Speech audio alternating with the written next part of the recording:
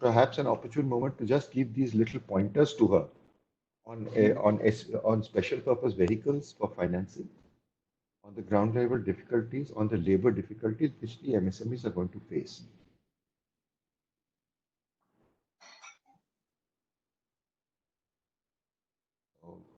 I think these are important inputs that we can give Alka ji, because it's not a meeting. If we can just give it to her, that she can keep it in mind while she speaks to the secretary.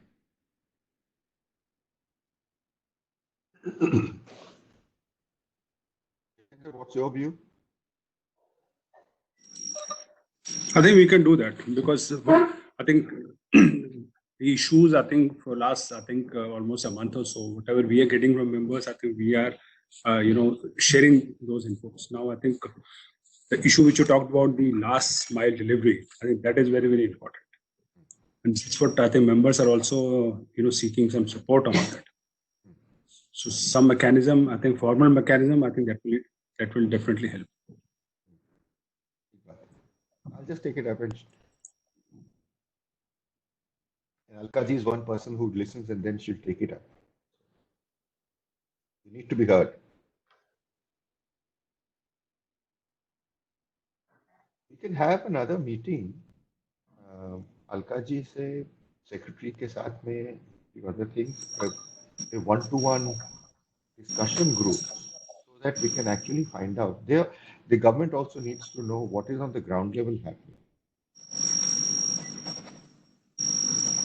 I think that's on the agenda, actually. That's where I think Alka ji was talking about that she's making a schedule. So I think that meeting, which will be done with the new secretary and Alka ji. So somewhere I think we will, it will be a one-to-one kind of a thing with CII, and we will work out our agenda. Yeah. That'll be very useful. Yes, please. Yeah.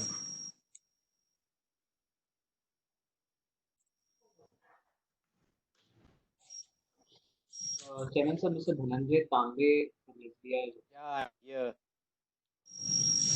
Dhananjay ji, welcome. Thank you for coming.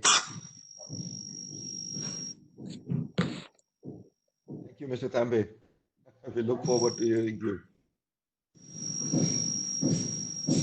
Morning, Mr. Tambe. Ashok Sehgal here. Welcome, and we look forward to your inputs in the panel discussion. Thank you.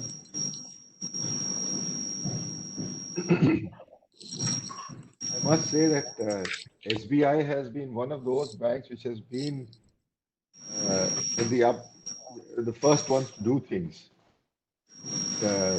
Unfortunately, other banks have not taken the cue.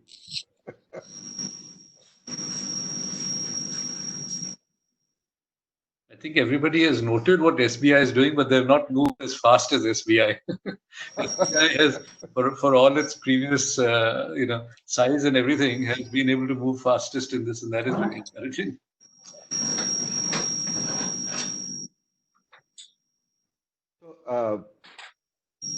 So 12:30 we have to finish, and we need to be time conscious.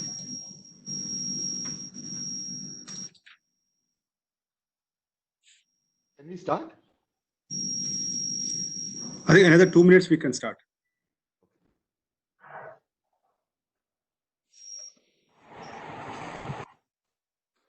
Good morning, all. This is Ashutosh from Mastercard. I'm not speaking, but I was involved in the design of the Alka ji is unmuted. Alka ji, can we begin with your permission? Please. Okay, thank you. Good morning, everybody. Good morning to all of you who have joined today. My name is Shrikant Subani, and I'm the chairman of the CII National Committee of MSMEs. I'd like to welcome each and every one of you of this very important session that we have on ease of business transactions for MSMEs. And adapting to the new normal of digital payments and transactions. I think this will come in very handy as far as MSMEs are concerned. I would like to welcome Mrs. Alka Arora, Joint Secretary, Ministry of MSMEs. I wonder if Mr. Ajit Pai is here, the OCD and the Vice Chairman of the Head of Financial Services of Niti Aayog. If he's here, I welcome him. If he's not, whenever he comes, I will do that. I would also like to welcome Mr. Dhananjay Arvind Tambe, Deputy Managing Director and Chief Information Officer of SBI. Mr. Tambe, thank you very much for joining us. My special thanks to the team of MasterCard, Mr. Vikas Saraugi, Vice President, Mr. Sujay Vasudevan, Vice President, Cyber Intelligence, and Mr. Manish Gupta, Director, Payment Gateways of Services. I welcome you all on behalf of CII and MSME fraternity. We are looking forward to have your continued association with SBI and MasterCard. CA Narasimham Elangovan, welcome to you if you're already here. Thank you for your services. And we look forward to your advisory knowledge on today's subject. I would like to welcome my colleague, Mr. Ashok Sehgal, who's the co-chair of the committee and will be moderating the panel discussion later today. By default, all have been muted, so it's a one-way conversation. But while we are doing it, you can certainly send your questions in the Q&A box. Okay. Friends, this is a very unprecedented time, and I think calls for unprecedented decisions also. Very unique. It's the biggest global concern that has affected all major economies of the world. I'm too young to understand, but I think as much as I know, for the first time, we've seen the world has come to a complete halt. The decision of the lockdown on a protracted period definitely is helping because it is to slow the progression of the disease. And I think the earlier we understand, as we are already, that we need to adhere to the rules and regulations that are continuously the Prime Minister's office, the Health Office has been saying to maintain. That is the only way we can sustain this. Now, MSMEs, which account for 97% of the total employment and 7 crore entities across India, in the context of COVID-19, total are facing a huge problem today. Amid economic slowdown, demand contraction, and various other things which are happening, with labor problems being another one that is taking place. The sector is set to lose further steam as economic activities have taken a hit. And as a result of various steps aimed to control the COVID-19 outbreak, such as travel curbs, closure of malls, theaters, educational institutes, amongst others, the need of the hour is to take appropriate measures to ensure safety of human lives, while also adopting best practices to mitigate the economic and business impact of the present pandemic. As has been reported by numerous studies and reports, currency is an easy carrier of germs and viruses. The WHO, who has issued an advisory on the use of contactless and digital payments, we recommend that in these times of crisis, all retail transactions should be mandated and the government should work with the industry to provide acceptance incentives through a fund. A 2020 study of coronaviruses, which included SARS and MERS, showed that microbes can persist on surfaces of currencies for as long as 9 days. Here are some of the recommendations to help promote and incentivize usage of digital payment over cash. Extension of incentives for consumers and merchants to adopt digital payment. One is need to push for greater incentives on everyday spend categories, including potential threshold for cash transactions, balance and disincentives for cash use at discretionary spend categories. Transaction above 1,500 rupees in value at everyday spend categories like groceries, eating places, apparels, etc., represent approximately 25% of the total number of transactions.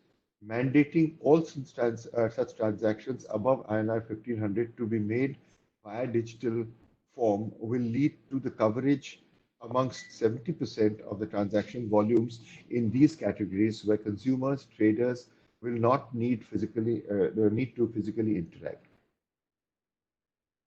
Incentivize digital transactions in the MSME supply chain by mandating 50% of the money to be received digitally. Tax on value below the limit will also eligible for GST subsidy of approximately 5.5% for receiving money digitally. Consider certain tax discounts, rebates for businesses which process more than 70% of their transactions, low value transactions, through digital or electronic modes of payment. Run a mass advertising campaign of digital transactions and e-commerce. Then promote Bharat QR as a single open loop QR based payment mechanism capable of accepting payments from all modes, cards, UPI, and wallets, and thus focus on consumer and merchant convenience. 2. Mandate all banks to immediately issue Bharat QR to all MSMEs current accounts. And 3. Waive off 2FA for Bharat QR transactions up to 2,000 rupees, making it comparable to contactless transactions of similar amount.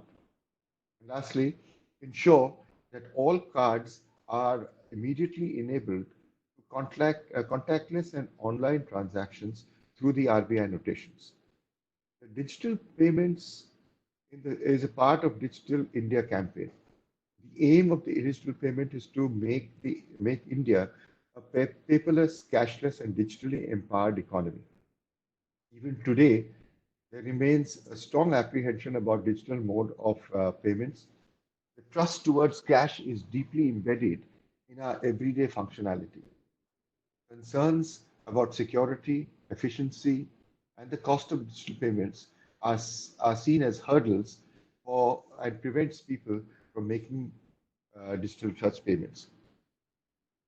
Surmounting digital literacy and lack of trust in digital payments is a crucial problem to make it a cashless society. The digital ecosystem is a strong enabler in ensuring the access to customers, supply chains, etc. And this needs to be done for it to be maintained. However, the ability for SMEs to fully leverage the opportunities is being hampered by lack of adequate access to financial resources, especially credit and e-payment tools. Adopting digital payments is indeed a strong step for building a stronger economy, as there will be enhanced transparency in the economy and tax procuring. As more and more people adopt digital methods of payment, there will be higher accountability and taxation, therefore, and thereby boosting economic growth and creating a transparent economy. One of the benefits is that we all can use the digital payments infrastructure from the convenience of our homes through online channels and mobile banking, internet banking, cards, etc., and avoid using cash, which may require going to crowded places for spending money or paying bills in order to fall out for this pandemic. Having said this, I would like to invite Alka-ji, since she is pressed with time, to give her comments on the digital payment vehicle that we want to create for MSMEs. Alka-ji. Good morning, everybody, and thank you, CII and MasterCard, for having me here. In fact, over the past 1 month, I have been a participant in many of the webinars which are being done by different organizations and associations for our minister and our Development Commissioner, Sri Ram Mishra sir, who used to be there. So I have been listening to, or participating in many of them. And one has come to a conclusion, which all of us would agree on, that, the post-COVID world is a different world. And it has taught all of us in this past 40, 42 days, that beyond everything, life and health is the most important commodity which all of us have, and it needs to be treasured. But yes, human beings have to, we have to lead a fulfilling life, and business and everything has to go on as per, the norms. We have to earn, we have to feed ourselves. So this is the way, we have as humans, we have made our life. So coming to that, this today's topic is a very, very interesting topic, I would say.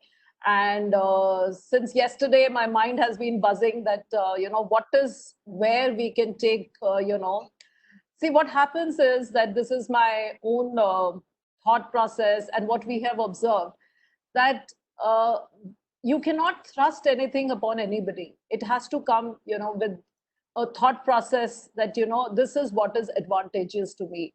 The ministry has been working and the government has been promoting digital payments, as all of us know. A few years back, there were no digital payments happening, and the checks used to go to the different organizations which were working. There used to be a lot of problems also, that the artisans would not get their due, etc., etc.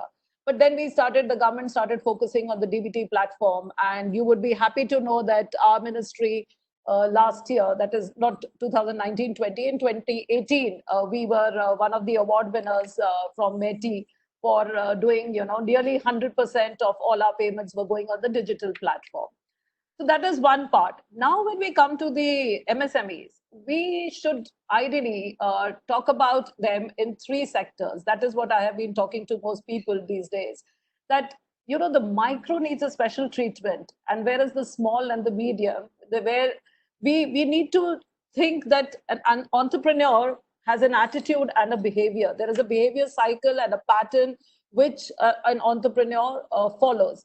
For example, if we are looking at an artisan who is maybe doing some embroidery or something, his or her treatment has to be a little different from what we are doing for a small and or a medium-sized SME. So when we talk about, when we say that there are nearly 6 crore SMEs in our country, there are many of them are in the micro space, where they are even employing less than 4 to 5 people. Now, when we expect them to go onto the digital media, we need to really prepare them. And today, when we are talking about this, I would request that MasterCard and CII, we should prepare a paper where we talk about how do we get these people, because first we need to educate them on the benefits, because everything has a benefit and a risk and the cost and the limitations. They need to understand. And my request is that somewhere I had read that, when this UPI interface was being talked about, Mr. Nandan Nilekani had mentioned that this is like the WhatsApp of the country.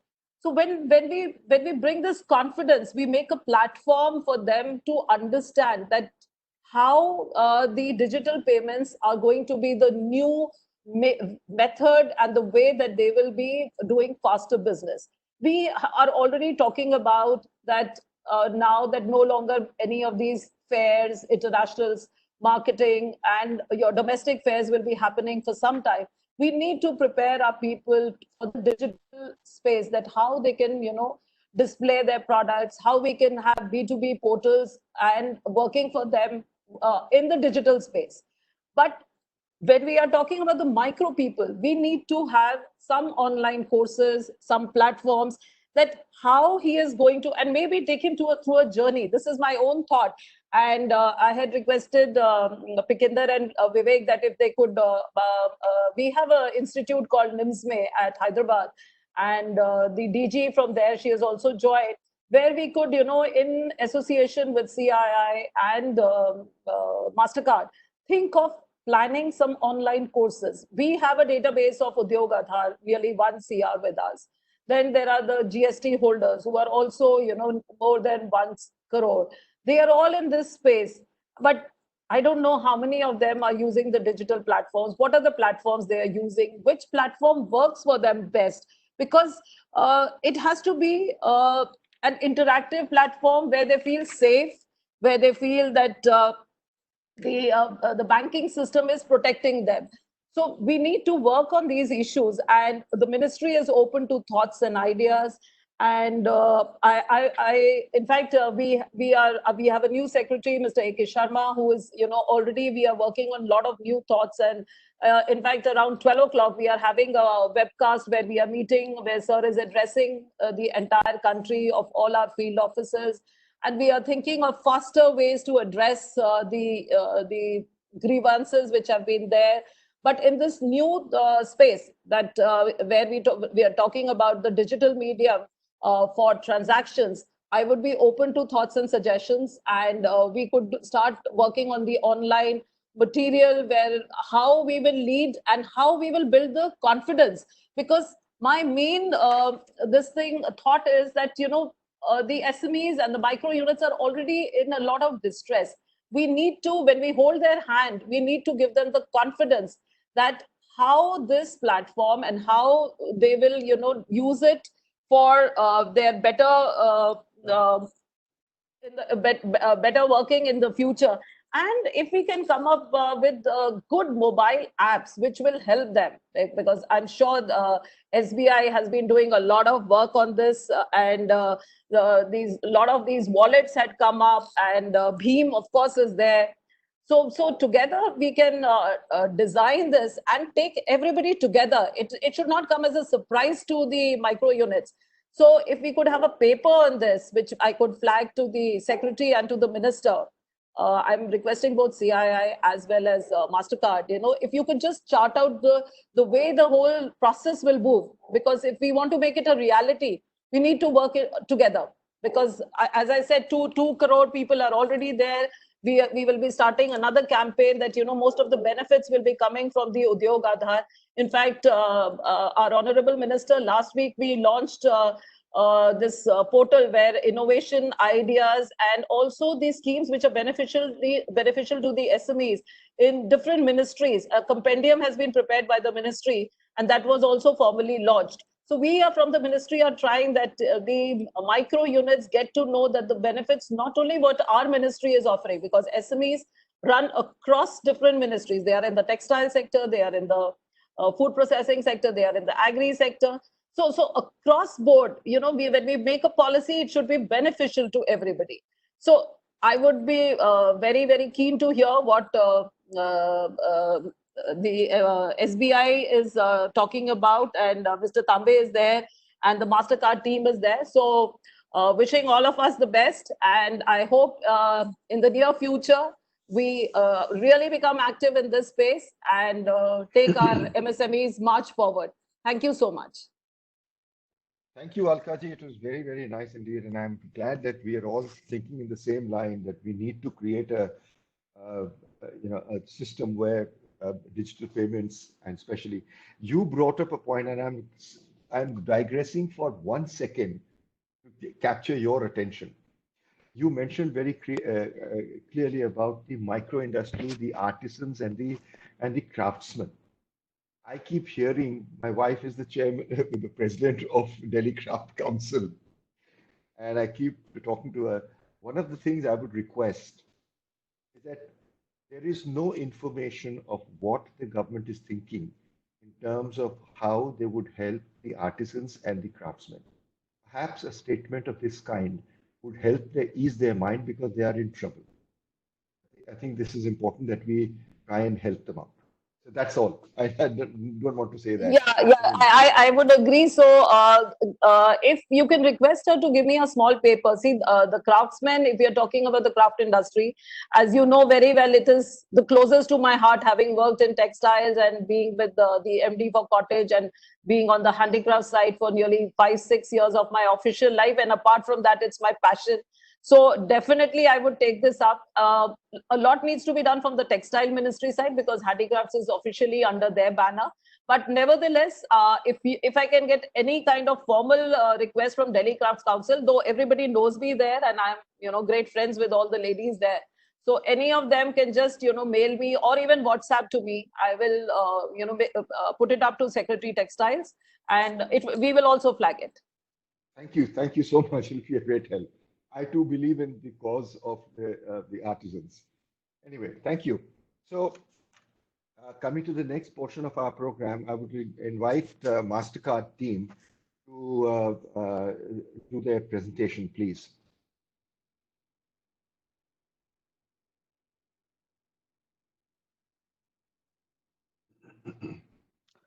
Thank you, Manish.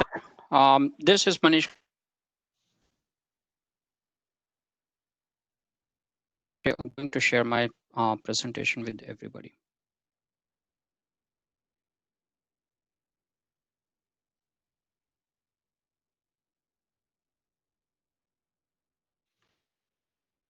Just a confirmation, everybody can see my screen?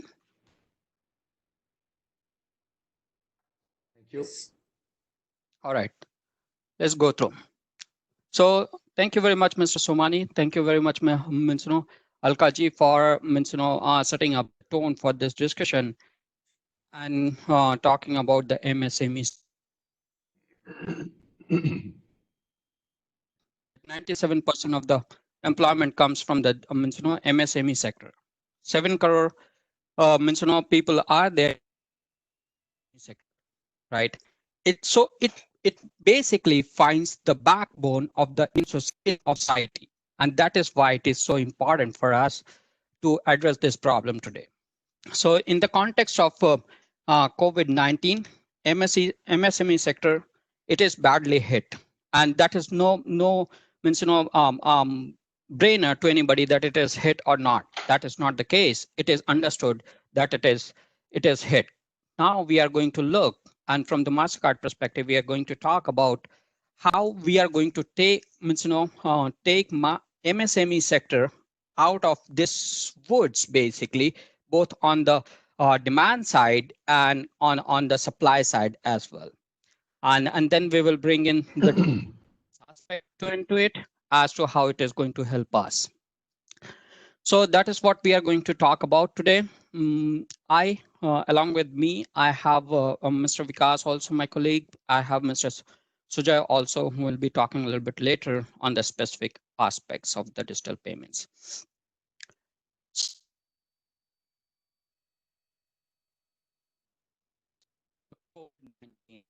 Means, everybody is very much aware of.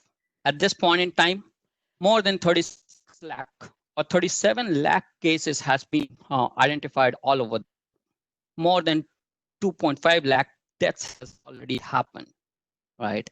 In Indian context, basically, the cases has been around 50 cases 1,000, and the deaths have been around 1,500. All the states are impacted. So the point is, how do we deal with it? And the second thought that comes to our mind, is Corona going to stay there for us, with us forever? We don't know the answer to that question, whether it's going to stay with us forever or not. But one thing is sure, that it is not going to go away in the very fast near future, right? And as Joint Secretary Ma'am Alka said, that even if it is going away, it has all the way we live our life and the way we do our businesses, the way we think, right? So let's look at it, that how the Indian government and the Indian society is responding to this situation.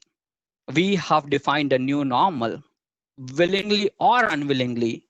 It is the truth of the fact, and that is the new normal is the distance in everything.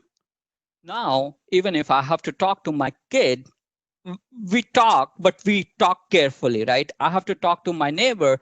I have to talk to them with a distance. So distance in everything. We are seeing that government and the different bodies, different people, they are doing the meetings, even sitting at a meter or 2 meter distance. So distance is everywhere, and it's going to stay there for a near foreseeable future. Second response is the lockdowns. We all are seeing that lockdowns are there, and there is almost zero mobility. Specific goods are moving, but then it's very specialized moving, and it's very limited thing, right? So do in these cases, so the new norm is the distance and this mobility. In that context, means another point that I wanted to raise is that even if Corona goes, we have already seen some cases where the reoccurrence of the Corona cases are happening, right? So it is there to stay. That is for sure. Not that I want or anybody wants, but it is going to stay.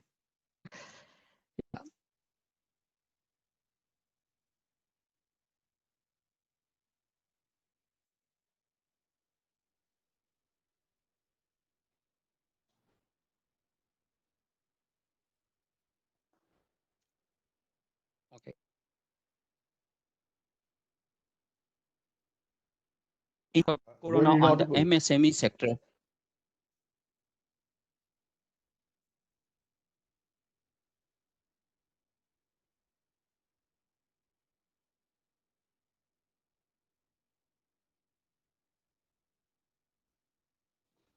Manish, we are unable to hear you. There's a problem.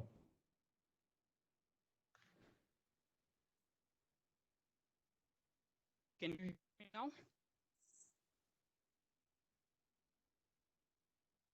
Can you? Yes, Manish, we can. Please go ahead.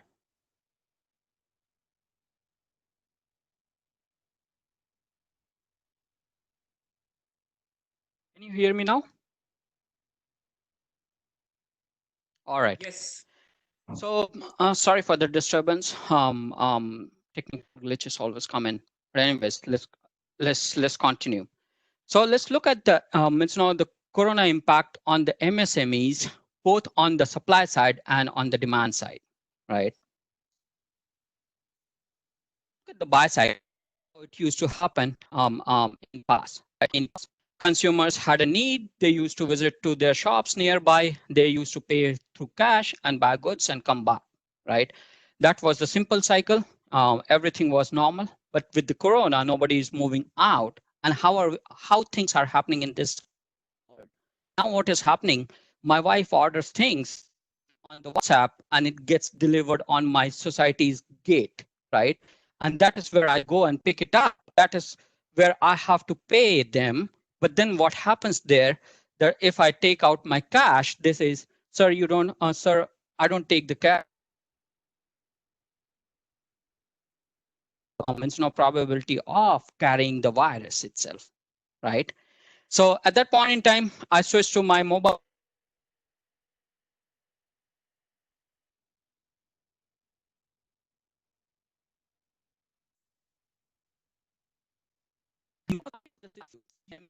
You don't have any of the digital channels enabled on your mobile, and then you are standing with your customer, and then customer says, "I want to pay you in means in digital way," and you say, "Sorry, ma'am, sorry, sir, I don't accept the digital payments." Is that acceptable anymore?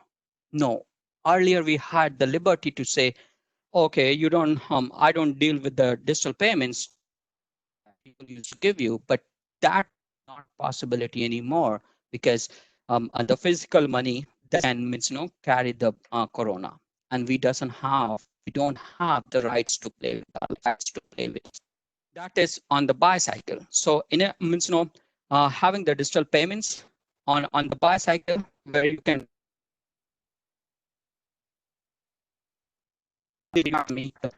through for the payments that will enable your business and that will drive your businesses multifold, if I can say that. In scenario when means the business is already constrained, Mr. Somani already talked about that it is already businesses are like 60-70% down. What do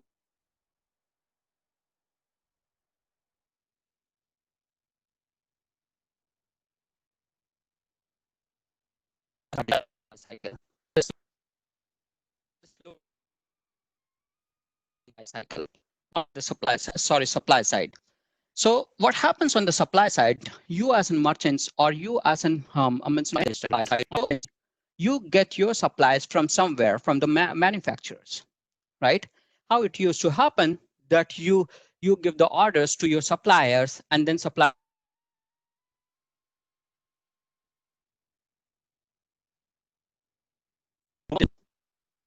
now in the so limited mobility, the payment agents cannot move. Goods are moving, but the payments agent so frequently. So on how do you as an MSMEs pay to your suppliers? If you don't pay to suppliers, that is going to choke your supply. And if you don't have the supplies, then what are you going to sell? Right? So it's important that we pay to our suppliers, right? On that side also, on the supply side, digital payments can be adopted and it can solve the supply problem as well. Supply payments problem on the supply side, right? We have some some deep dives on the digital payments, how link-based payments can happen a little bit later that my colleagues will take you through, right? So what talking to both on the supply side and on the demand side, right? It solves the problem of the cash flow on both the sides. And imagine about the situation where this cash flow problem is solved through the digital payments. And then it's the enabler for MSMEs and for the consumers and for the suppliers also, right? So in this Corona world, plus the post-Corona world, I think digital payments is the way to go. Not that I work with the MasterCard, but I'm a human being and I'm Indian as well, right? So that is on the supply side. Now let's look at the cash and the digital payments, right? Cash, I think it is established that it is no more a paid option, not just by you, but by the consumer itself, right? And we as an MSME, we don't want to say to no to our consumer, saying that, no, I don't accept the digital payments. So better we get onto the digital payments as an MSME sectors, and that will enable us. Digital payments is a fine balance between the business survival that we talked about, right? And then transmission risk. If you look at the, the cash, that could be the potential carrier. So, digital payments is no more a luxury. It's an essential and critical for your business survival. And I vouch for it. It's safest and secured mode of payment. I will talk about the different myths about it. So let's take our businesses and enable that through the digital payments. Next one is, let's talk about a little bit of myths around the digital payments. People say, and particularly the MSME sector has that myth that digital payments is expensive. Can anything be more expensive than your lives or your near and dear ones' life? I think nobody will say no. Nobody will say yes, right? So that is the most important thing. Do we still want to carry out the transactions in the cash and have the potential to carry the coronavirus? No, we don't want to do that, right? So it's not expensive from the corona aspect. But let me walk you through an example also on the expensiveness. So let's say one MSME does the transactions for 10,000 rupees a day. So out of 10,000 rupees, that person actually earns 10% profit. So at the end of the day, he or she makes 1,000 rupees a day. That is without accepting the digital payments. In this world, basically, in the corona payment world, that 10,000 rupees transaction will go down. So we will not earn 1,000 rupees anymore. Let's talk about what happens in this if you accept the digital payments. So if you accept the digital payments and your business goes from 10,000 to 15,000 rupees, right? So your income becomes for a day 15,000 rupees. You pay, let's say 1%, 2%, or whatever. I mean, there are some relaxation below 2,000 transactions and all those things. But let's say that you have to pay 2% MDR or 2% to the different banks or different people who are intermediaries, right? So even if you give 2% of your 15,000 rupees, that is 300 rupees, then your total income after MDR becomes 14,700 rupees, and you get 10% means profit on that, that is like 1,470 rupees. You are still better off by 400 rupees even after paying that expensive digital paying for that expensive digital payment, right? So can we say that a digital payment is expensive? In my senses, no, it is not, because it is healthier. It doesn't carry the risk of carrying the corona. Plus, it enables your business. It increases your volumes. It increases your revenue, and it increases your business, and it enables your business. It's not expensive. Another one is it's not safe and secure. So yeah, people talk about it. It's not being safe and secure. I say it is secure. So any transaction which goes through the digital payments is not hacked or interjected in between. Okay, so the different social safety security issues that we see on the payment side, that happens before the transaction, or if anybody hacks your passwords, OTPs, and all those things, that my friend will talk later, right? But then if you look at any transaction, the moment transaction goes through the different channels or the networks, it is never hacked, because we have two-layered security. One is the PIN and password that we do, that you guys are very much aware of. Let me bring in the MasterCard view on this. On the second level, when the transaction goes through your POS or your mobile, it is tokenized. So everything is token and coded, so that even if anybody gets hold, any hacker or anybody gets hold of your token, they cannot decode it, and they cannot make any sense out of it. So it is safe and secure, but yes, there is some social problems that my friend will talk about. The next one is it's cumbersome. Manish, On the cumbersome. That's a great point, actually. I think it's worthwhile now getting deep into the stuff that we're talking about in the solutions. Sure. So these are the different mediums through which we can do the digital payments. And now I pass it on to Vikas to take us deeper on the payment side. Back to you, Vikas. Thanks, Manish. Thanks for setting up that context. So let me start by saying that I am from a business family. My father is a small businessman in Delhi. So what I have seen how businesses operate, and one thing that I have always noticed is that the agility of small businesses in India is remarkable, and they always find opportunities in the middle of crisis. So Manish spoke about what this coronavirus has done for us. What is the new normal? Is there an opportunity for businesses? And we do think there is, and MasterCard can play a big role in helping the businesses to take care of those kind of opportunities. So social distancing has been a word which everybody has been talking about over the last 2 to 3 months. Now, what that means is, firstly, consumers are very careful about what they are touching. And that brings us to the first opportunity that I want to speak about, which is contactless payments. A contactless payment is simply a payment which happens where there's no physical contact between the card holder and the point of sale device. And that is the beauty of the solution. Now, what is happening with this entire coronavirus is what could have taken 5 to 7 years in India is now happening in 5 to 7 months, if not weeks. So contactless payment, the first one, as I said, it's fast, quick, easy, and also it helps in maintaining social distancing. So this is the first mode of payments which any small business should now be accepting, because that's the need of the hour. Please, can we move?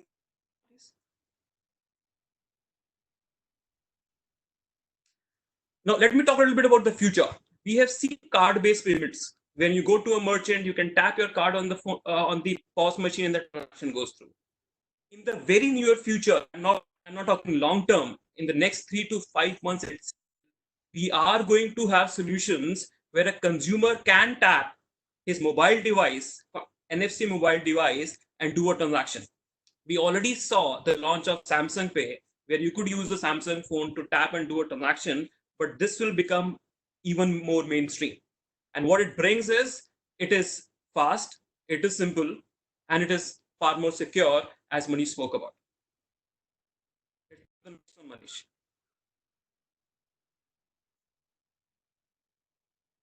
Talking about contactless payments, India has been at the forefront of contactless payments. Again, the regulator has been very, very supportive of this. In the last 12 to 18 months, if we see the journey, it has been nothing short of spectacular. We have seen 120 times the number of POS devices in the country, almost close to 2 million merchants today contactless payments. We have seen almost 100 times the growth in contactless transactions. And all new devices, POS devices that are coming in the market are now contactless. And the graph tells us the story. Manish, let's move ahead.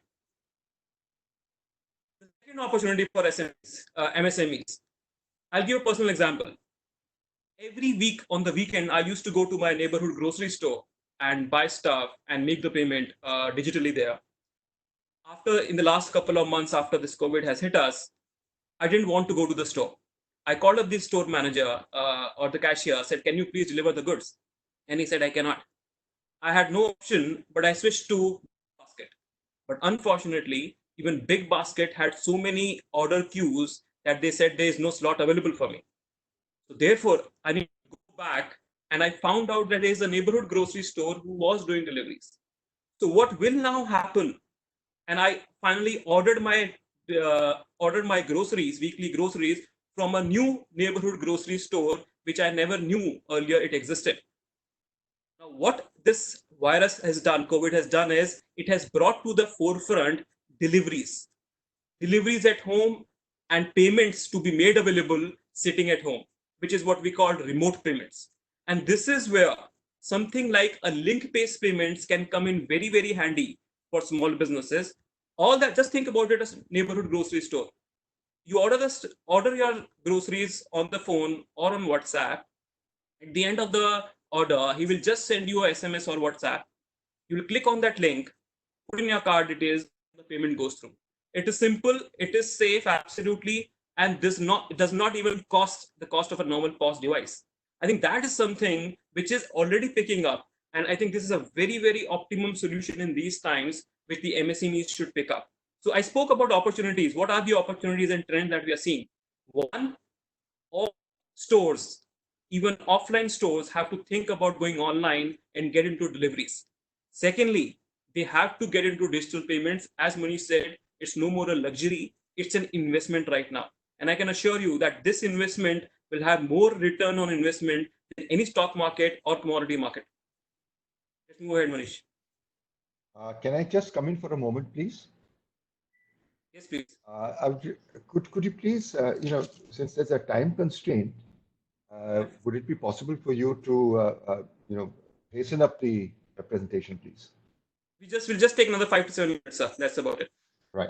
Last being the QR payments, where a customer just scans the QR and makes the payment. Again, this does not involve any kind of capital expenditure, any physical device. Again, I gave the example of my neighborhood grocery store. What he could also do is he could send the delivery boy along with a QR code sticker. Me sitting at home can just scan that QR code and make the payment.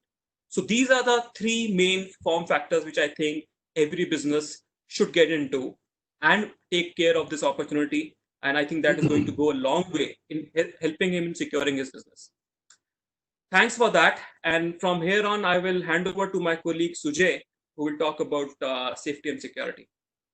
Sujay, over to you. Thank you. I hope I'm audible. Yes, yeah. Thanks, Manish. Thanks, Vikas. So I think my colleague spoke about some of the new technologies that are coming out and which are there in the market. And I can assure you that, all these technologies incorporate things and, which inherently make them safe, right? So there could be things like chips and contactless cards. There are sophisticated encryption, which is there in any kind of communication. And there's hardware security, which is there as part of the terminals as well. But as users, as you and I and anybody else around you, we have our part to play in keeping our money safe. One of the trends that has been increasing over time and over the last few quarters has been social engineering fraud. And I want to spend a minute or so talking about that.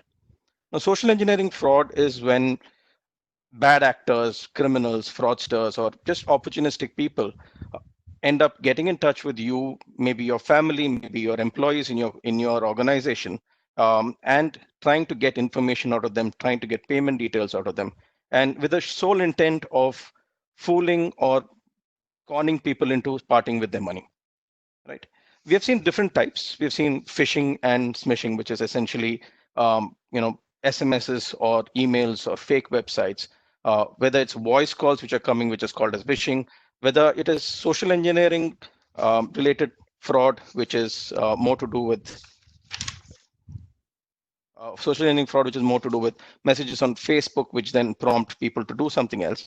Or we've even seen fake charity scams in the new, in the COVID era, when everybody is being, sensitive and wants to make donations. We're seeing fake website as well. And this is a trend which is catching on, is catching people unaware. And I think at our level, what we need to do is be alert, be wary of such things, and ensure that anytime anybody asks us for information on ourselves or our accounts, or asks us to share OTPs, that should ring bells, that should pick up our antennas and make sure that we stop ourselves from doing something like that. Manish, can we cover the next slide as well? Manish? Thank you, Manish. So what we've put here, and want to talk a little bit about, how do we stay cyber safe, right? Today, we are in an increasingly connected world. We have multiple laptops or PCs at home. We have multiple mobile phones. We have connected watches. We have, almost anything. Even TVs are connected nowadays, right? And that means there is a lot more information flowing in and out of those devices. There's a lot of information that you store on those devices. And more importantly, because they're connected, these are in a way part of the big World Wide Web. And there are vulnerabilities in which people can actually get into your devices, right? So there are some simple things we can do in our day-to-day lives. And these simple things which we can do at our end as individuals again will help us protect our devices and our money end of the day from these fraudsters. Some of these would need a little bit of investment. Some of them need just about time. But things like, making sure your passwords are safe, making sure your software is, original, up to date, etc. Making sure your network is safe, making sure that you behave on the internet, with caution and with alertness. And what you post on social media also can be, taken and used against you. So I think overall sense, keeping a level of hygiene in how we interact with the web and how we interact with others over the web is something which we need to take care of. So these are some of the points. I will not go through them in detail. I believe this is available to everyone. And but do ask your questions if you have any, and I'll try and answer them. With that, Mr. Somani, I'd like to hand back over to you. Thank you very much indeed. So we've had a fairly good insight into what are the problems and what are the solutions and the care that one needs to take as far as the digital payment is concerned. Thank you very much, Bhastikar, for that. I would like to invite Mr. Dhananjay, Mr. Tambe, to say a few words on this aspect, please. Mr. Tambe, over to you. Mr. Somani. In fact, for accepting digital payments, two things are essential. The first thing is that the person who is accepting the payment, he needs to have a digital mode of accepting the payment. And the other is that the person who's intending to make the payment, he needs to have a digital way of making the payment. Now, to give you a simple example, POS is a device which a merchant can have, and through that device, he can accept digital payments. Only the payer needs to have a card with him, which will enable him to make the payment digitally. But if we are talking in the context of very small merchants, then it is quite unlikely that those merchants are going to have a POS device with them. Perhaps in case of such merchants, the most useful and convenient way of accepting digital payment would be UPI, the Unified Payment Interface, or BHIM as it is commonly known. In most of the BHIM applications, there is an option called I am a merchant. The merchant only needs to click on this option, fill in his details, and he can then accept all the payments as a merchant, because now he gets a separate UPI ID for accepting those payments. He can generate a dynamic QR code on the device itself, which means that suppose I walk into a small retail store where the store owner is using BHIM for accepting payments. He can open up his BHIM application, generate a dynamic QR code. What I mean by dynamic QR code is that the QR code also contains the amount. So let us say I have made a purchase of 200 rupees. The merchant generates the QR code for 200 rupees. I open up my BHIM application, and it could be any bank's BHIM application, scan the QR code and make the payment. The moment the payment is successful, the merchant instantly gets an indication on his screen that the payment is successful. Now, this is the most convenient way of paying, and also the most secure way of paying, which gives the merchant a confidence because he can see the results immediately. So for very small merchants, what we need to do is we need to spread the use of UPI across. Now, why UPI has still not become popular among the small merchants? The reason is that the hand holding which is required to be done in that initial phase when the awareness levels are low, that hand holding has not happened to the degree it should have happened. Although NPCI, as you must have seen, that on the television, they have come out with a good number of advertisements promoting BHIM UPI, but still its usage is pretty low. So this is one method by which people, the smaller merchants, can start accepting digital payments. For the larger merchants, of course, POS is a convenient way of accepting payments, because the payer in their case would also have a card, a debit card or a credit card, and would want to make a payment using the card. For the B2B payments, where cards would perhaps not be very useful, essentially you need to have a collection mechanism. So there are banks like us who provide a collection interface. We have a portal called State Bank Collect, where anybody can set up a collection interface for himself. It just takes about 20-30 minutes to set up it's a self-service portal. So the merchant or the MSME can set up the interface himself, that is configure the interface himself, and he can start collecting payments from his buyers using that interface. So there are digital interfaces available for all categories of merchants. Of course, whether the digital payments are as convenient as is cash, that is something which depends upon the circumstances. If the connectivity at the place where the payment is being made is good, then digital payments are very convenient. If you have made payment using a QR code, scanning a QR code using UPI, you will find that it is very, very convenient. It happens in less than a second. But if the connectivity is not good, then yes, there are challenges. So it all depends upon the environmental condition at that place. Another option in UPI itself is an option called collect. So the example which Manish was giving, where a grocery store person sends grocery to your home and then wants the payment to be collected, he can also send a collect request to you through UPI, and you could simply pay him by clicking on the collect button, and the amount is already pre-fed and the payment is done. So this can be a very convenient way for small businesses to collect payment digitally, and UPI, as we have seen, has proven its security.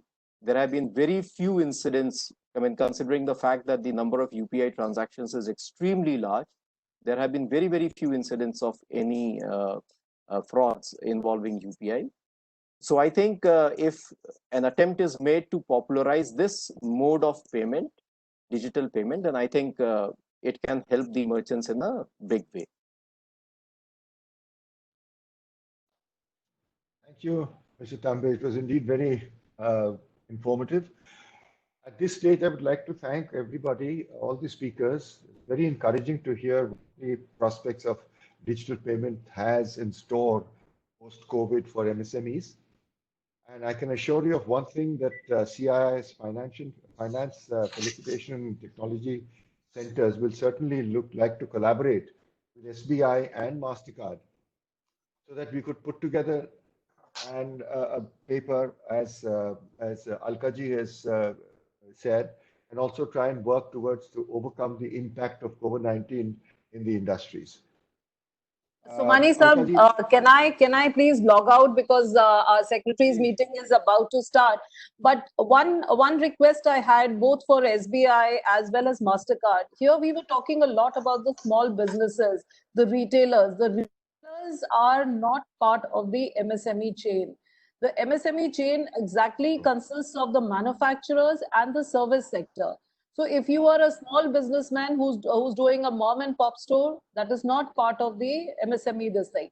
So when we are designing the format, and because MSMEs do become the ancillary units and the supply chain to many of the bigger industries. So we have to look into those spaces. And yes, people who come, as we earlier discussed, the artisans, the weavers, and people who are directly selling, if they're producing something, they are the micro units. If they're producing something, they are basically manufacturing it.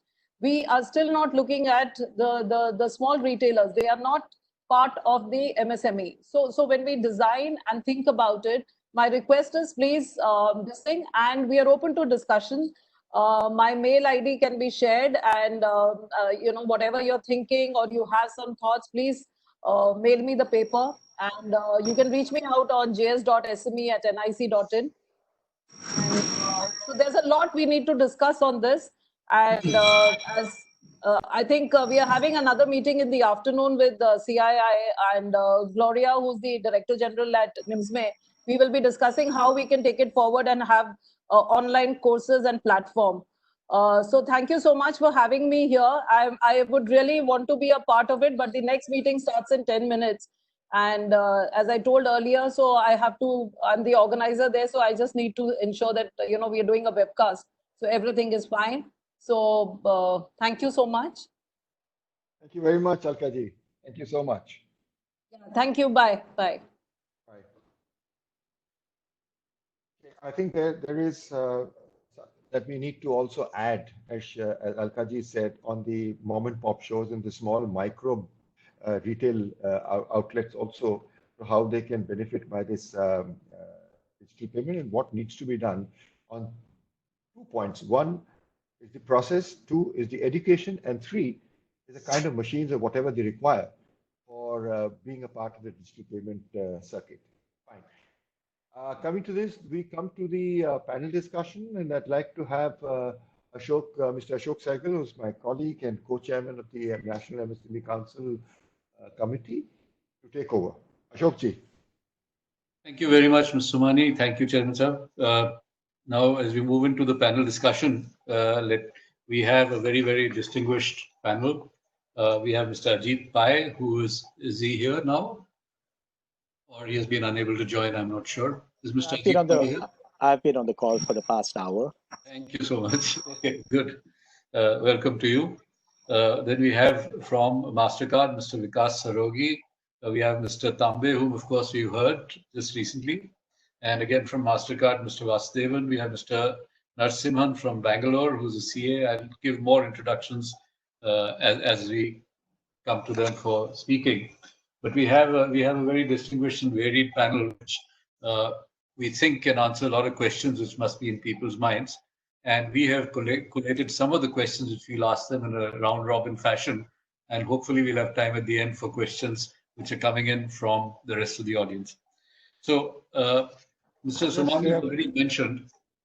So, yes, Mr. Somani. I would say that it would be far more important to listen to the experts who are there. So while you are asking the questions, I would be very happy to be a mute panelist, but it will be important for listening to the expert views. And only if you have later time, then get me into this. But it will be very nice that to listen to Right. the real experts. Okay, we'll do that. We'll give the panelists an opportunity to speak first and then come back to questions. All right. Yes. Fine. Yes. So as Mr. Somani has mentioned, CII is working with the union government and also all the state governments very actively for MSMEs, and especially so since the start of the coronavirus problems that we've had, and the variety of challenges which we are tracking, which we're suggesting to the government, and how to give support to MSMEs during these very difficult times. But all difficult times churn up the old way of doing things and create an opportunity for finding newer ways of doing those things, and hopefully better and more efficient ways of doing those things. And in this increase of productivity, which everybody is looking for, given all the constraints, we think digital transactions and digital payments can make a very major contribution to the way business is being done. Today, technology is being more and more accepted in India as it is globally, because it is seen as the path to increased competitiveness. And it is important that Indian MSMEs take advantage of all these technological advances and incorporate them into their way of doing business, both for domestic as well as for export and global supply opportunities. Technology can affect business operations in many different ways. First of all, like we're doing today, we must understand the business proposition of technologies. That's what we're trying to understand today on what digital transactions, digital payments can offer us. The paying capacity of MSMEs for acquiring technologies has to be also kept in mind. And I think today the kind of things we're talking about, it has already been mentioned by the MasterCard team, is not something which is terribly expensive for even a micro player to accept and become a part of. There is a need for the recognition of technology transfer for also other needs of MSMEs apart from transactional details, which is for raising loans and funds. And I hope Mr. Tambe would be able to tell us something on that, being from the banking sector. There is an awareness on the intellectual protection regime, which also has to be kept in mind, and that is something which is linked in some distant way to the question of data security, etc.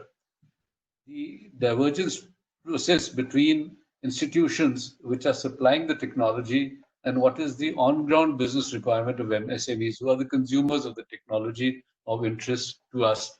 And I think that is what a lot of information has already been given, and I hope more will come during this session.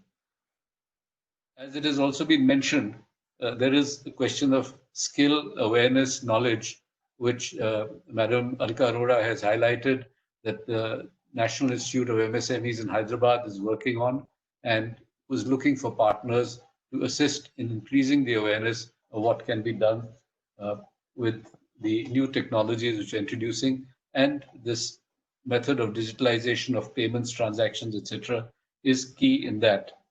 So I hope the message of the fragility of cash and the relative resilience and security of digital payments is a message which we have heard, and I think many of us have imbibed. It has to be spread and accepted further. Business continuity and trust in consumers and merchants on this method of working is what has to be built through more awareness, and of course through after awareness, through actual participation and the hand-holding which has been mentioned. The physical hand-holding, you know it in theory, you do it, you gain confidence, and then you go ahead with it. So as it has been mentioned, in many ways, going for digital transaction actually saves you money. It's more cost efficient. And another thing which we feel is there is that there is a added advantage that using digital transactions helps you build a history of your transaction records and which will benefit your credit rating if you are regular in making your payments and meeting your obligations. So that becomes a major support when your credit rating is being evaluated, when you're being analyzed both by credit rating agencies and also by your business counterparts. So there are many such benefits. I would now like to first go to Mr. Ajit Pai from Niti Aayog. He is an expert in finance and currently he is the officer on special duty to the vice chairman and head of the financial services. Mr. Pai has received many awards at the international level, including from Forbes and Financial Times as one of the top global analysts in the financial side. So I think we would definitely benefit, as Mr. Chairman suggested, on hearing him speak. And I think given the overall time constraints, I think we would request that each of the speakers, if they would finish in about 5 minutes, would be wonderful. Mr. Pai, over to you. Thank you, Mr. Sehgal, for that introduction, and thank you also for some very valuable insights as to the various issues that are faced both for digital payments as well as by the MSME industry. So I'd like to begin by sort of mentioning that I'm going to focus only on two areas rather than all the other areas that have been discussed and highlighted by previous speakers. And these two areas, the first is alignment of incentives. If you have a look at digital payments, we have a look at the penetration that has happened so rapidly so far, and the growth rates have been tremendous. But why? What are the obstacles to the folks that are not already taking digital payments? What are the biggest concerns they have? And what is preventing them from joining this, what we would call the formal economy from the informal economy, defined in a different way from the way that it's traditionally defined? The second question I have is whether the government and organizations such as yours, the CII, and its the various sort of stakeholders in the game, are actually putting the best foot forward for what formalization can do for this country and for your members. So first, on the formalization side, when we look at what is preventing people from joining the formal system, what I find is two main, or our research finds, is that there are two main obstacles. The first is a massive fear of formalization, and that fear is not a technology fear. That fear is not the cost of the transaction. It is a fear of what I would call compliance and rent seeking from the system. And these two fears are, I wouldn't know whether they're exaggerated or not, because we are not facing it, ourselves in the government or in an agency like the Niti Aayog. But what we'd want, to learn more about is, whether these fears are founded or unfounded. In case they are unfounded, then we should be educating people why they are unfounded.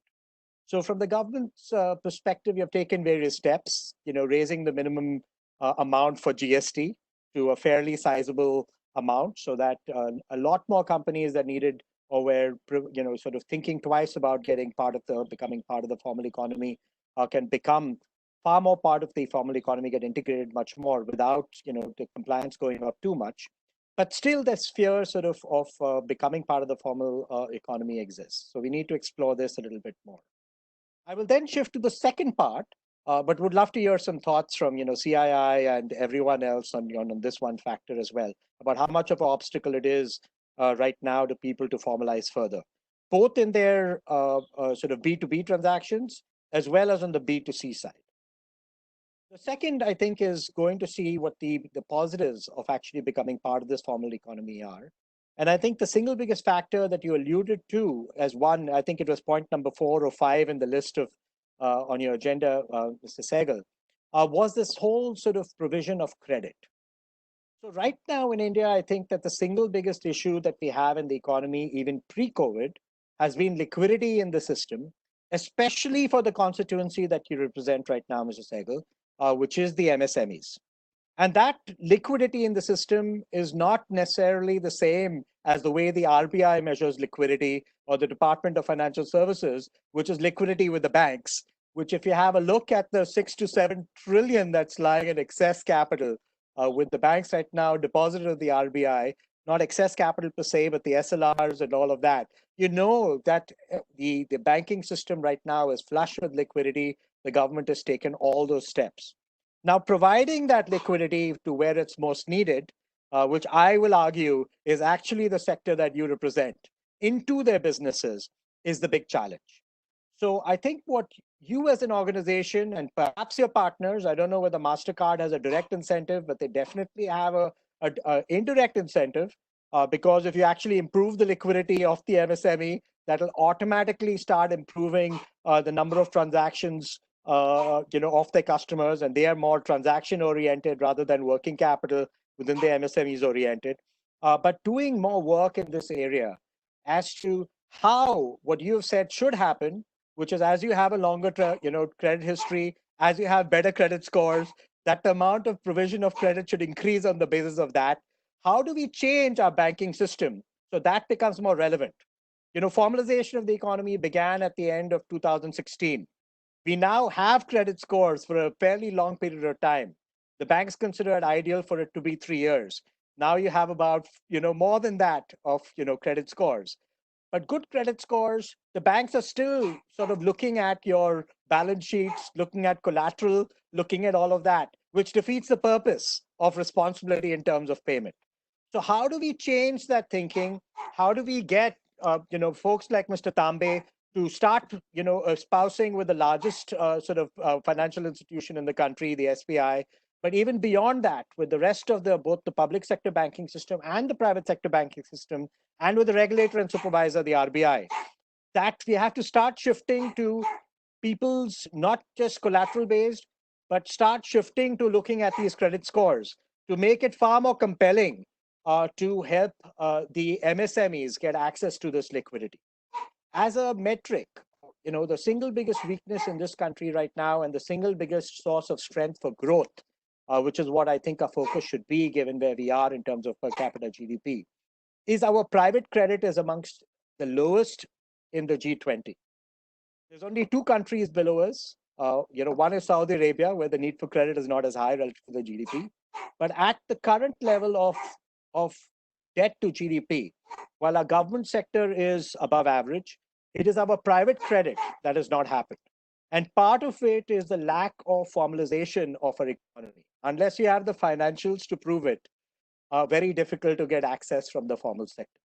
So as we formalize the economy, as more of the economy shifts to the official, how do we ensure that lockstep, the benefits of actually joining this formal economy are fully reaped?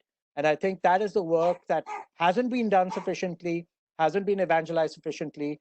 And I think CII should make it a focus to be working with the banking sector and the RBI to make them start using these metrics rather than collateral based. If someone has a very good track record, and now we have a fairly large database about, if you go and speak to the credit scoring agencies, it's more than 600 million independent accounts. That's a tripling over the past 3 years.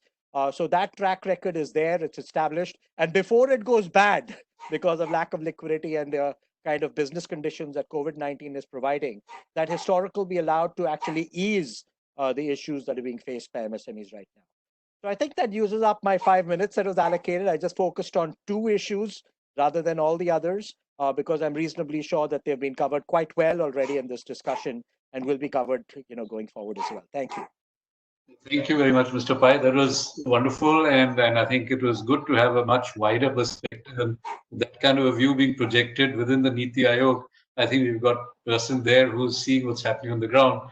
I think quickly answering your question, yes, there seems to be some reluctance in the banks to take advantage of the flexibility and fund availability given to them through the RBI and policy incentives to actually make it operational on the ground.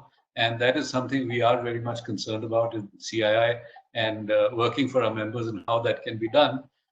Just taking another half minute to say what we have been suggesting as a possible solution for this.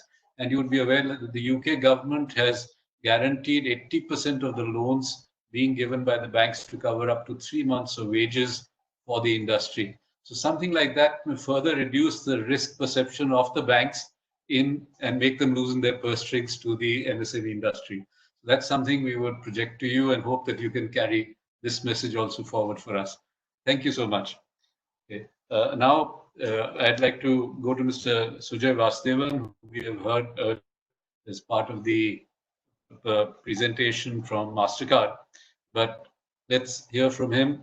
Mr. Sujay Vasudevan has had over 20 years experience in banking and payments professional, and he again brings a wide 360-degree kind of perspective, which I would request him to share with us, like Mr. Pai has done. Thank you very much. Mr. Sujay? Yeah. Thank you, So Sujay. I think yeah, thanks. I think firstly, I would like to, add to what Mr. Pai said in terms of, having better access to credit or judging credit and looking at credit scores. And Mr. Pai, like to let you know that, as MasterCard, we are also invested in this. There is something which we're working on specifically on SME credit and retailer credit. And that use a lot more of looking at the supply chain and what the purchase history of the key suppliers are to determine creditworthiness. Apart from that, coming more from a MasterCard and I think from a risk perspective, and I think risk and fraud risk is something which is not specific to a particular instrument or a particular way of making a payment. I think it's universal. The things that we need to do to defend ourselves against is universal. And as MSMEs or as individuals, it's important that we participate and make sure that we are supporting each other in this time and making sure that payments are safe. And I will, in the interest of time, I'll hand it back to you. So. Thank you. But again, I think if I might ask you a quick question, Sure. it is of course advised by all the online transaction persons not to share OTPs and passwords. Yet one keeps hearing of these kind of incidents happening. How common is that? Is that really frequent, or is it small enough that it should not be a cause of worry? And what are the specific steps one should, businesses at a business level should take to prevent becoming a victim of such kind of online frauds? Perfect. So as Sir had mentioned before on UPI, right? It may statistically, it's not a large number. It's small enough that it should not worry everybody. But end of the day, as an individual, if money goes from my account, I am definitely worried, right? So how do you make sure that how do you stay safe? What we need to understand is how these frauds are being perpetrated.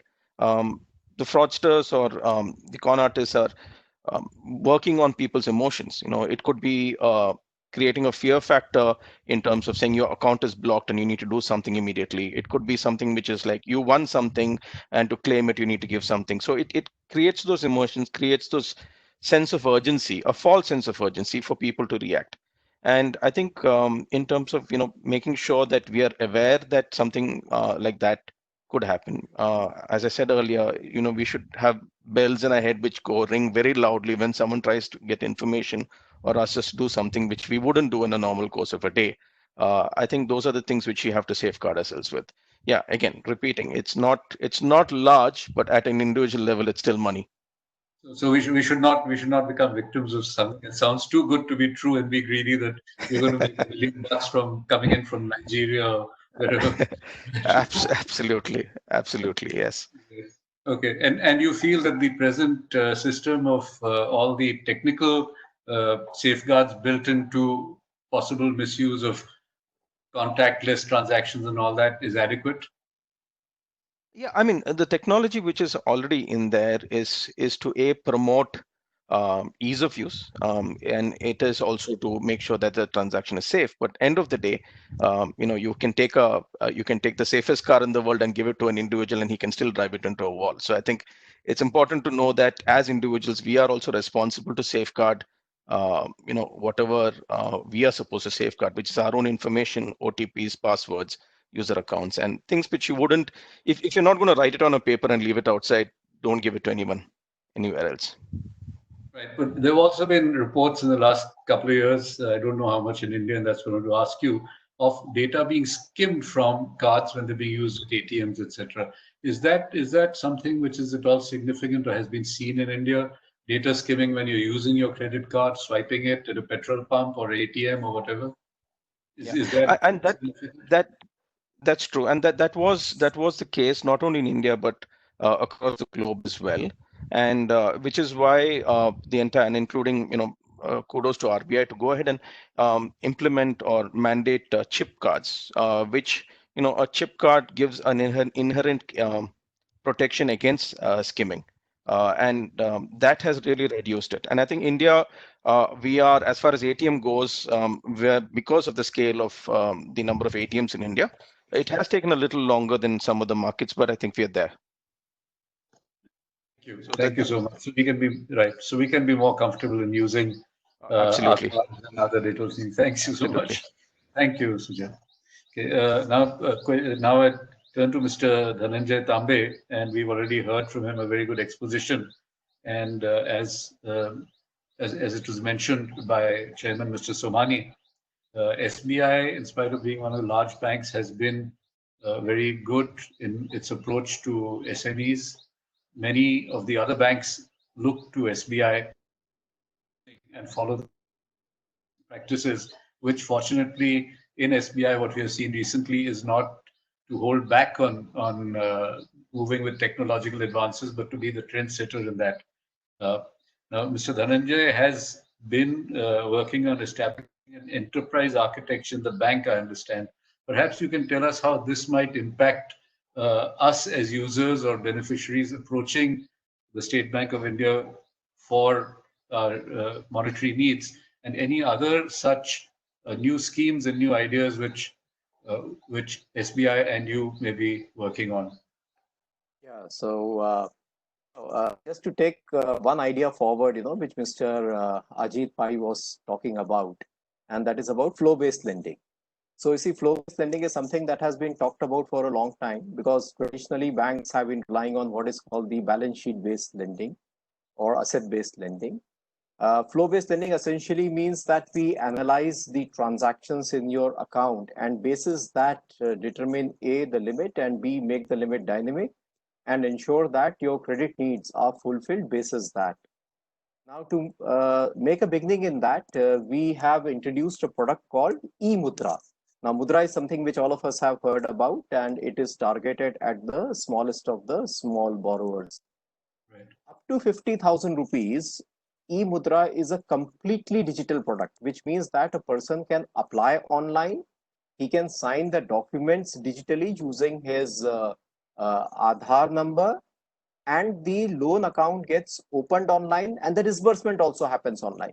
So if the person is eligible, that means if his transactions in the account are healthy, then in about 3 minutes, he can avail a loan of up to 50,000 rupees digitally, 24/7, 365 days in a year. There is another variant of e-Mudra, which is for amounts above 50,000 rupees and up to 1 lakh rupees, where the process is not fully digital in as much as there is a requirement for manually signing of the document. But that is the only change. The rest of the process, that is the assessment and the underwriting process, the account opening process and the disbursement process, that is fully digital. So only for the purpose of signing the documents, he will have to come to the branch. And that is because of the current legal structure in the country, which does not permit signing of documents above 60,000 rupees in a digital format using Aadhaar. But if that is changed, then even up to 1 lakh rupees, he will not have to come to the branch. We also have a product called PAML, Pre-Approved Merchant Loan. So for those of our customers who maintain a current account with us and who have a POS machine and who have been accepting payments using the POS, then for such merchants, we have a pre-approved merchant loan where the limit is assessed using an artificial intelligence model.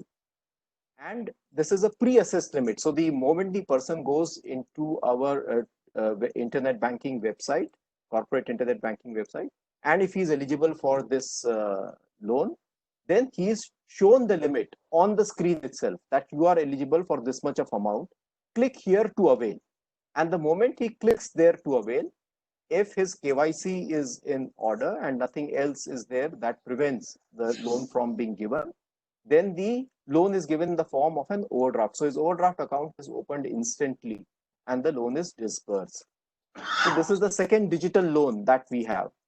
We are also working on something called pre-approved business loan, which is again something which will be an AI-based loan, where part of the process will be digital. That means the assessment process will be fully digital. Branches will not have to make any assessment regarding the amount of loan to be given, because it will be based upon the transaction flow in the account. But the signing of the documents, those will still have to be done manually, because currently there are two factors which come in between. One is there is a stamp duty involved in many of the documents, and the second is that many of these documents still require wet signatures, because digital signing of these documents is not still very prevalent in the country. So, but for this one step which will have to be performed manually, the rest of the steps will again all be fully digital, and the person will be able to get the loan again instantly. As I said that this is as far as lending is concerned.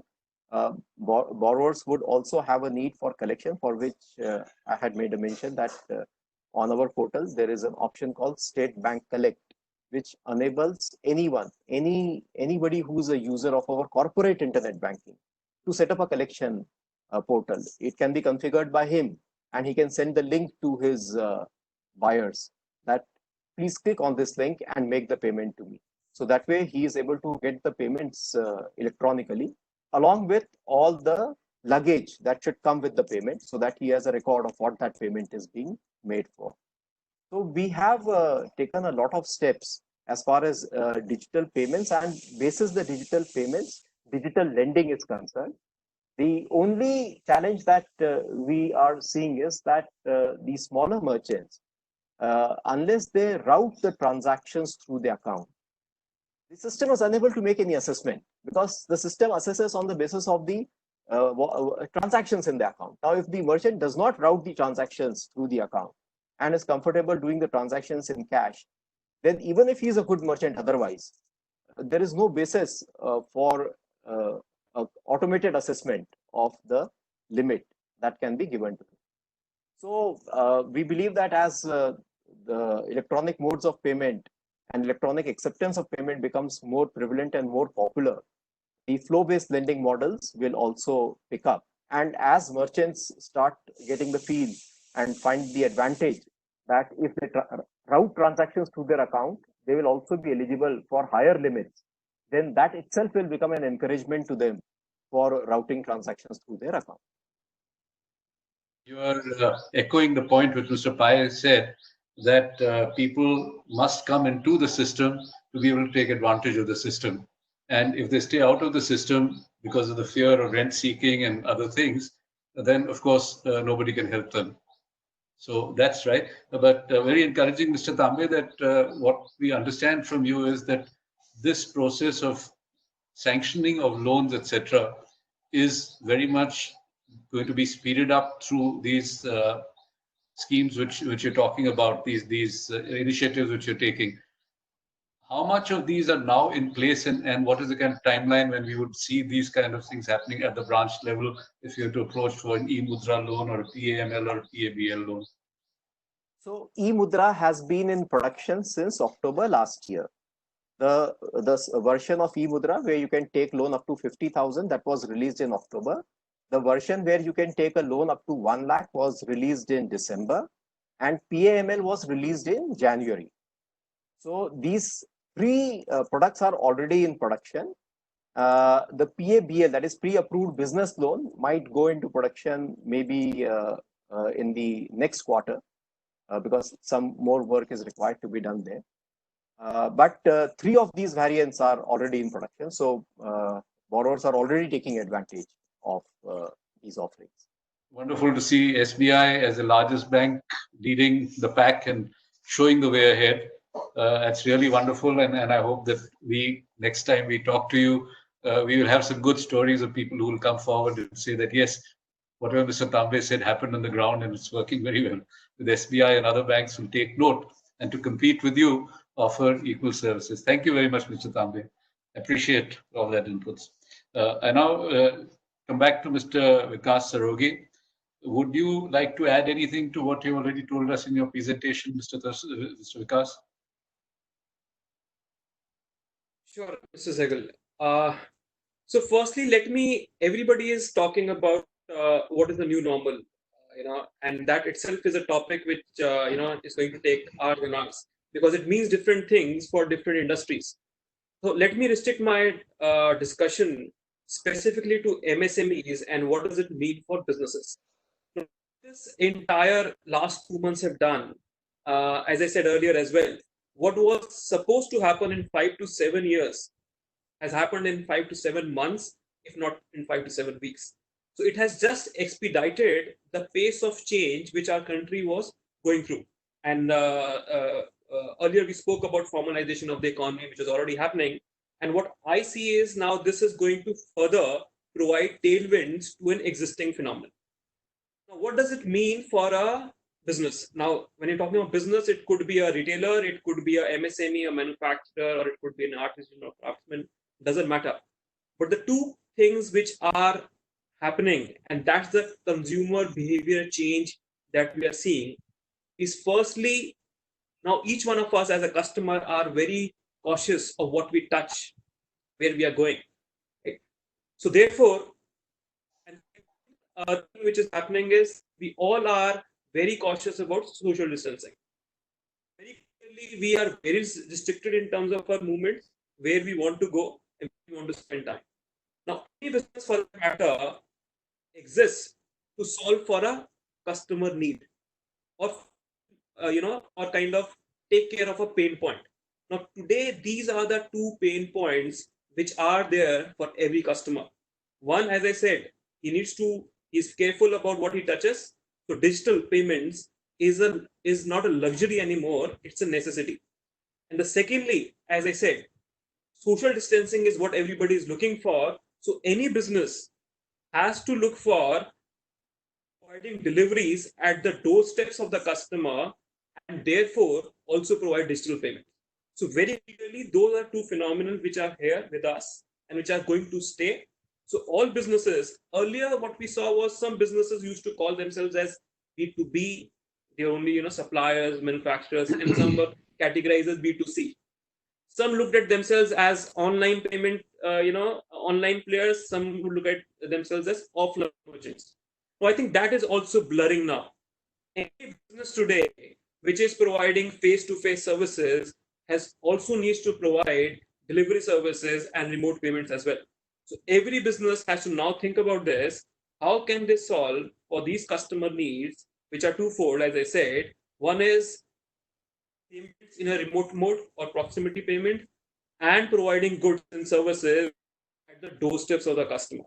Now let's take a step forward. How does it help SMEs from here on?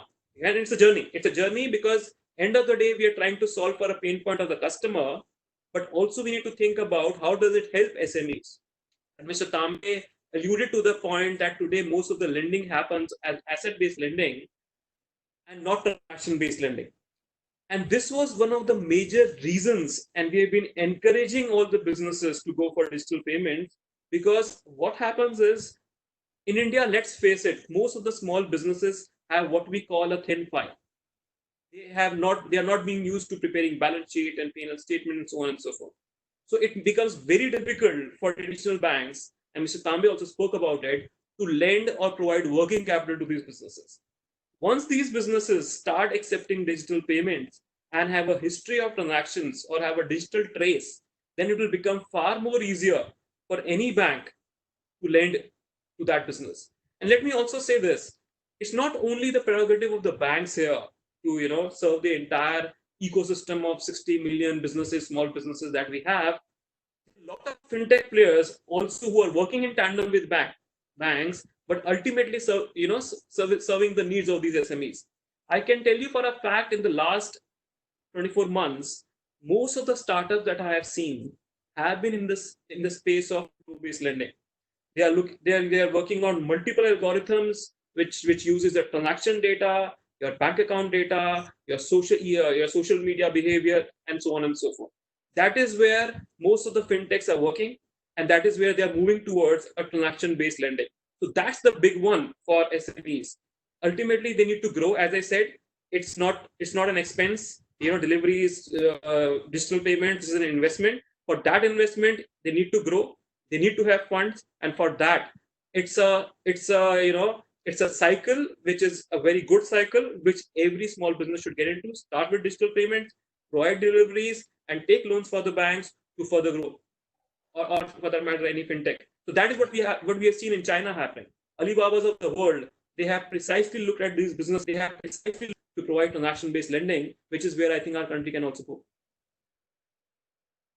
Thank you very much. I think thanks to the MasterCard team as a whole for elucidating in the beginning and laying the groundwork for what is happening on the ground, what can be done, particularly in terms of what Madam Joint Secretary mentioned of looking after the micro and the small businesses, which can really benefit from this rather than the medium-sized businesses. Thank you so much. And now go over to Mr. Narasimhan, who's CA. But apart from that, he's a keynote speaker with a very wide knowledge of various financial matters, particularly related to industry, and he's got a lot of knowledge of issues of privacy, cybersecurity, using blockchain systems for keeping your information safe and having a secure financial system. Mr. Narasimhan, would you like to add something, particularly for MSMEs, because he's been working very much with CII and MSMEs in these topics? Mr. Narasimhan? Are you able to hear me? Yes, we're able to hear you. Please go ahead. So first of all, thank you, CII, for giving me this opportunity. Like most of the speakers did make a mention, there is a lot of transformation which is going on in the last few weeks, if not for a larger period. But what is something which is very important is we are now going to enter into a new era of business, or what I would probably call it as the post-corona era. Probably earlier we used to call it as before BC and AD and things like that. Perhaps this will be called as after the death of corona. Now, this is very, very important for our Indian economy as a whole. And I would like to present my thoughts in 3 phases. What you need to do immediately, what you need to do in the near future, and how the, probably 5 to 10 years down the line, the country is going to shape up. Now, what you need to do immediate future, or, starting from today is, first, we need to take a stock of what is the business which I'm actually doing. See, SMEs have a variety of products which they are offering. You need to seriously understand whether your product which you're selling, is it a B2B or a B2C first. If it is a B2C, it is purely based upon the consumer's behavior history. So if the consumer has funds, the end consumer I'm referring to, he would definitely run and come to your product. If yours is not an essential product, I think you'll have to rejig and remodel your business. Point 1. Point number 2. If you're a B2B setup, and that is most likely how good number of MSMEs are, we supply a whole lot of these products to larger companies. It may be automobile, it may be ventilators, or for that matter, even medical devices. So a manufacturing sector has one major challenge, which is their working capital and the cycle time which for the money to invest vis-a-vis the money they get back. So one simple solution which is available, which has been in history for many years, but unfortunately lesser explored, is a concept called trade discounting or bill discounting system. Now, I'm not sure how many of them are aware. RBI came up probably a few years back with a very, very interesting concept called as trade receivables discounting system. Now, the trade receivable discounting system is basically an electronic platform which will, you have to get yourself registered, and it is available only for those who have a MSME registration. And today, MSME registration is not very complicated. You just go visit the website, give certain self-declaration, absolutely within a half an hour to 1 hour's time, you get your MSME certificate. That is the first thing we need to get as MSMEs. The second thing Mr. is... Narasimhan, sorry to interrupt, but we're already a little over time. So we would be having a further program, particularly on issues like TREDS and what can be done in the longer term. But if I might request you that specifically on what have been said so far in today's, by the other speakers, today's discussion, what are your views and ways of going forward based on that? Because we need to wrap this up in about 5 minutes. Okay, thank you.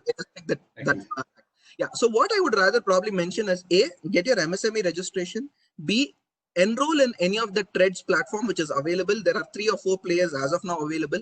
This will ease out your bill discounting cycle. So you present a bill to your corporate customer, the money gets credited, you take that bill, submit it to the trade platform.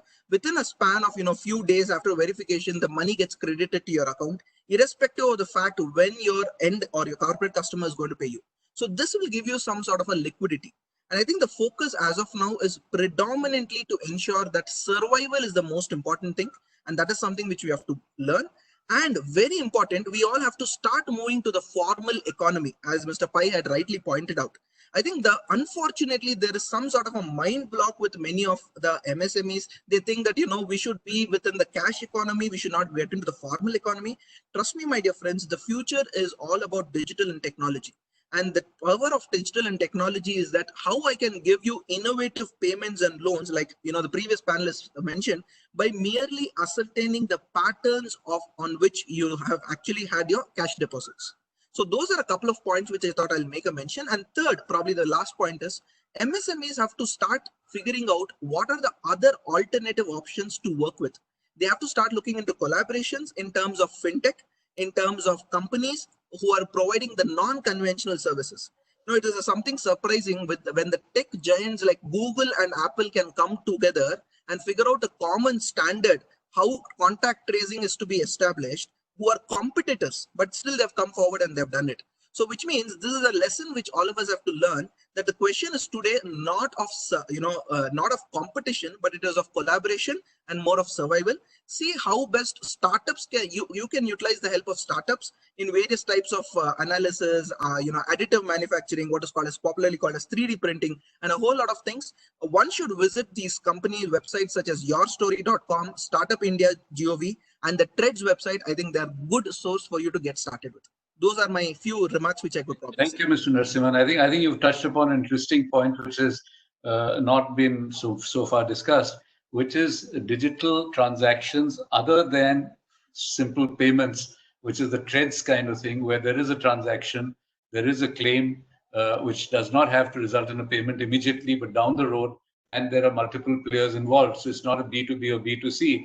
It's a business to bank to or financier to the end consumer. So there are three players in there, and not just B2B, but there's a three alphabet chain which is there. And I think that is something which a lot of transactions have to go into that mode, especially for the small and medium enterprises, which make up a lot of CII membership, whereas a lot of the other things relate to the micro and small rather than the medium enterprises.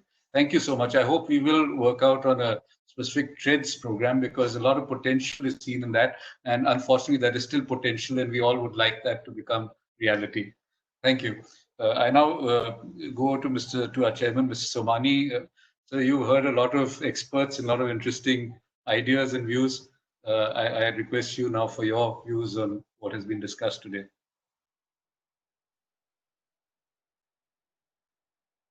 Thank you, Ashokji. I think very good points.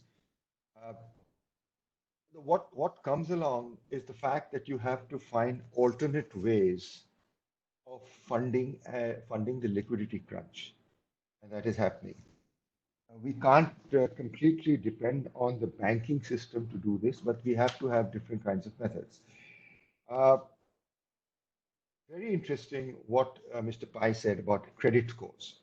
I think this is to get liquidity. It's another way of looking at how assessments could be made. We are getting bogged down into credit ratings and the way the businesses are run. But I think on the day-to-day business functioning, this credit scores, and another person who had brought out this point, I think it's an excellent way of looking at the micro business who are doing business on a daily basis.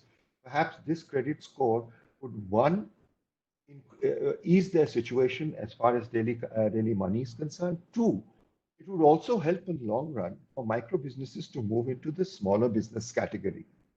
This is something that we need to look at as a transition of businesses from one category to the other.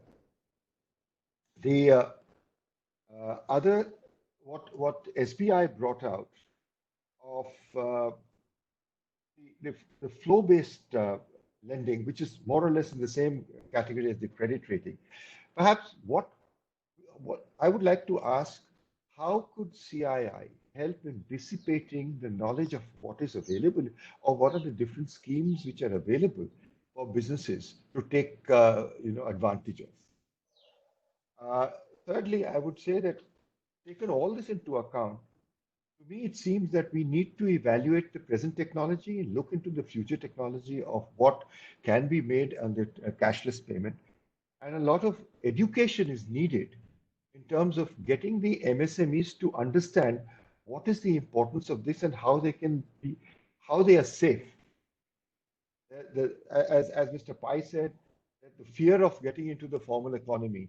I think these are things which need to be dissipated in terms of the knowledge has to be dissipated in terms that this is absolutely safe as far as they are concerned.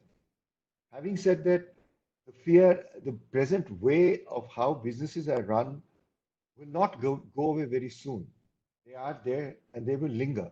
But at least a large portion of the business can be brought into the formal economy, into the cashless system, if we start educating. And I'll stop at this. And I would also look at to say that there have been very technology missions which have been done under the UK Senate Committee on various sectors like jute, cotton, and various others. I think there could be a technology mission that would be studied for the upgradation of MSMEs across the nations. I'll rest my delivering here. Thank you very much, Somani. I think with your permission, shall we now consider this session closed? And I'd like to thank all the panelists who have been here. First of all, Mr. Pai, who has come here from Niti Aayog for all his time, for Madam Alka Arora, who had to leave early, for something which I hope will also be beneficial for MSMEs at the end of it, being from the ministry, and all the expert panelists we've had, particularly the Microsoft team as a whole, and for all the cooperation and planning of this program and the coverage they've given to the whole subject, to Mr. Tambe, particularly from the SBI, for showing us what is possible and what has already been achieved, so that it's a model which is encouraging us to think that yes, things will change, and it will change in the way that will be beneficial for all. Because when people come on and see that the banks are responsive, if you are coming on board on record with things rather than being outside the system, as Mr. Pai has mentioned, a lot of people still prefer to remain outside, so they're not bothered with compliance and rent seekers. I think that scenario is changing and will change. I'm optimistic on that. Also, special thanks to Mr. Narasimhan, and as I mentioned, he has been a major contributor to a lot of good programs in CII, and we look forward to his further cooperation on this. Thank you, Ms. Somani, and thank you to all the CII team, which has been working the background, Pikinder, Vivek, Vignesh, Archana, and others. Thank you very much. I think it's been a very good session, and I hope that we can further get inputs from any other participant who may not have seen his point addressed during this session. Do write to us. We are actively in touch with the MSME ministry and through them with various other government bodies, and always happy to take up collective points, not individual points, with the government. And we are very fortunate that they do, by and large, listen in a responsive way to the problems of the MSME that we put to them. Thank you very much, everybody, including the participants who have been here for this session. Thank you. Thank you. Thank you very much. Have a nice day. Thanks, everyone. Thank you. Thanks, everyone. Thank you. Thank you. Thank you, everybody. Thank you. Thank you. Thank you.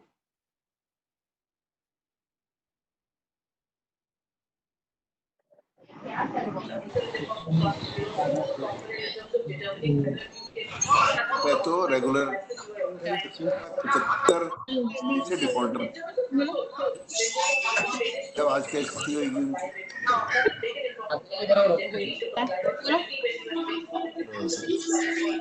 45 और चले गए 60